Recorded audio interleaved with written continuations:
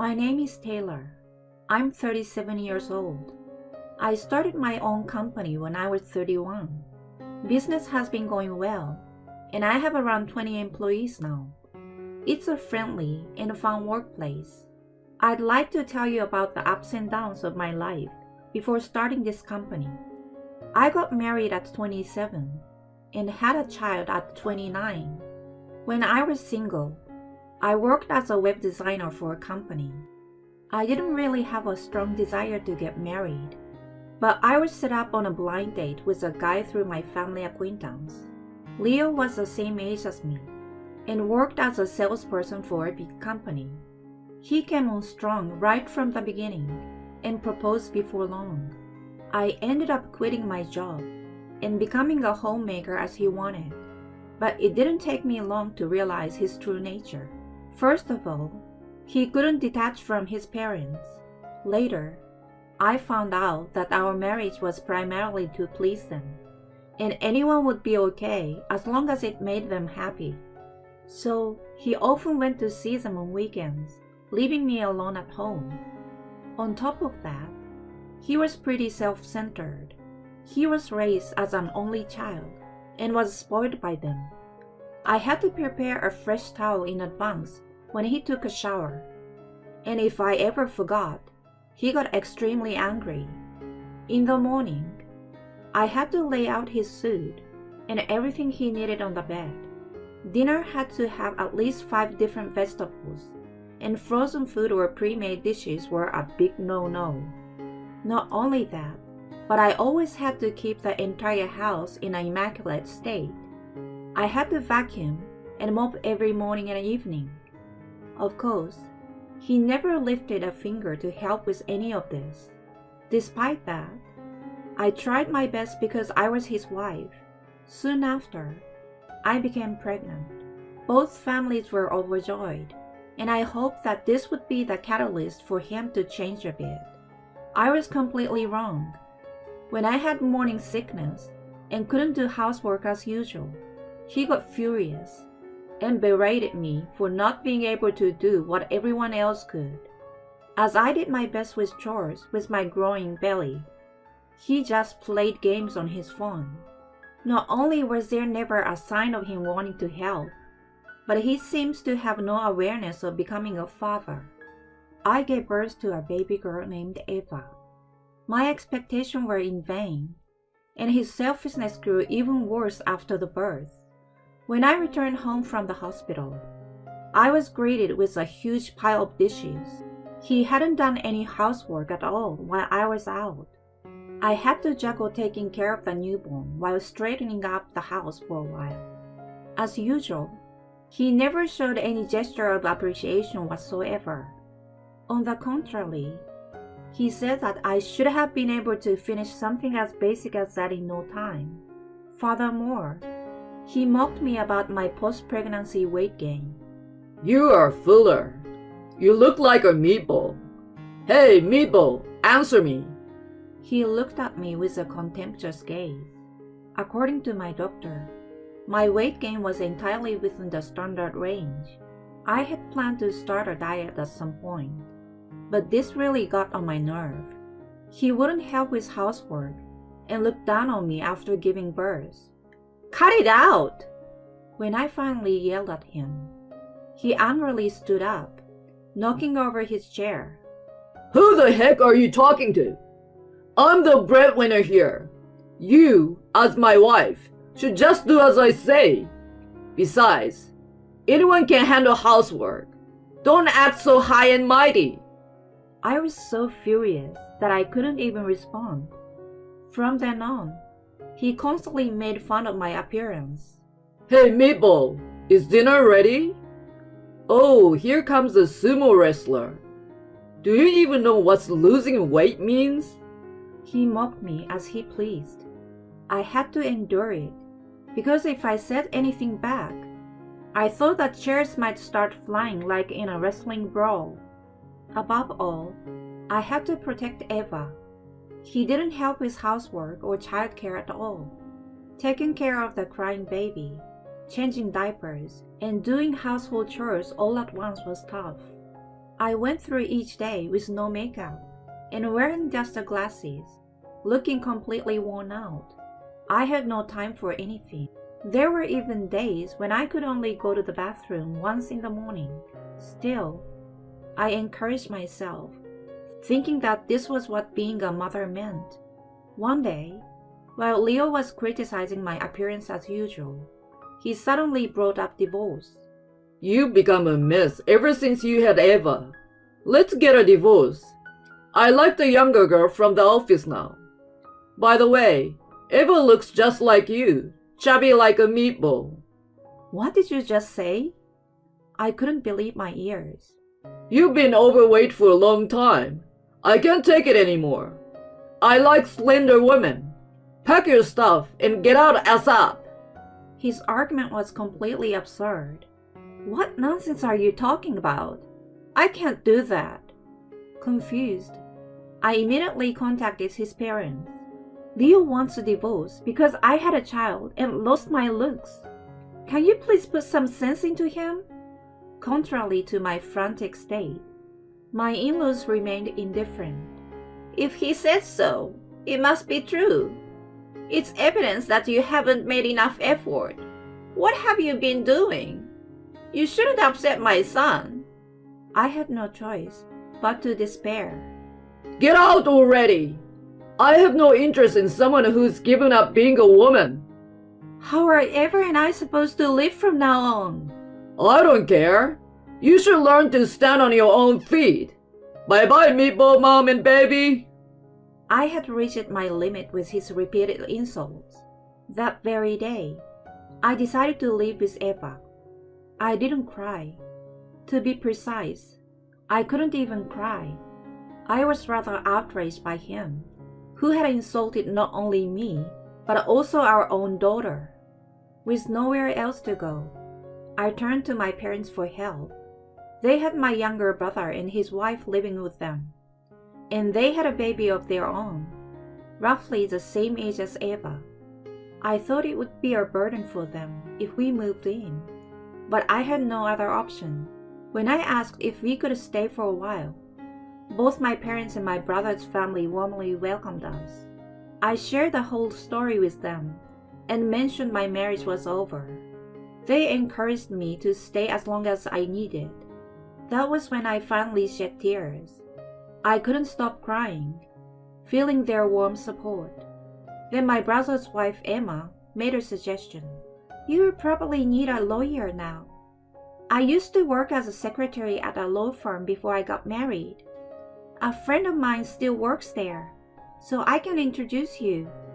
Thanks to her, I met a competent lawyer a few days later. Sophia was in her early 40s with her own divorce experience, and she was very empathetic and helpful during our consultations. We had several rounds of divorce negotiations, but we couldn't reach an agreement easily. Leo refused to pay child support.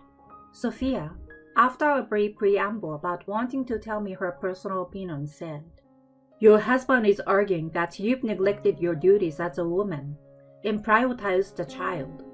He's like a selfish child in a man's body. He married you to please his parents, and controlling you is the goal of his marriage.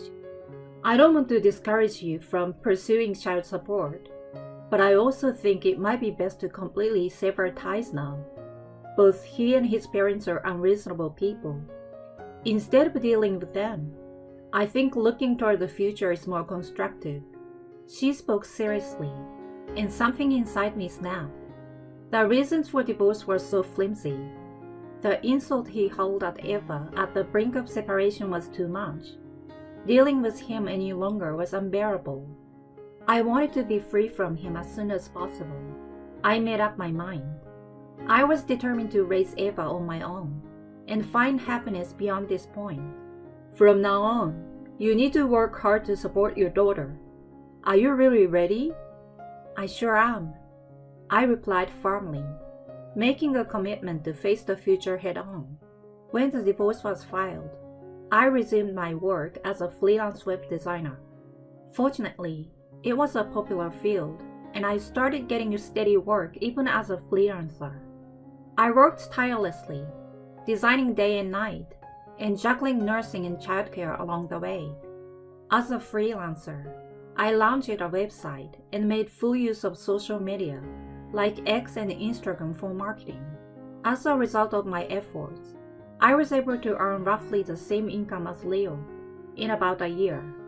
Moreover, I won an excellent award in a web design contest, which brought in even more work. Then, I started my own design company. During the times when I couldn't manage everything on my own, Emma helped as a secretary. I also had the assistance of part-time employees, allowing the company to run smoothly. As the business grew, I realized the need for sales efforts. So my brother, who had previously worked for a major advertising agency, quit his job and became the sales manager. With his natural business acumen, he built on the social media-focused marketing I had been doing and expanded into advertising using traditional media. The performance soared in no time. As my company gained recognition, I started paying more attention to my appearance.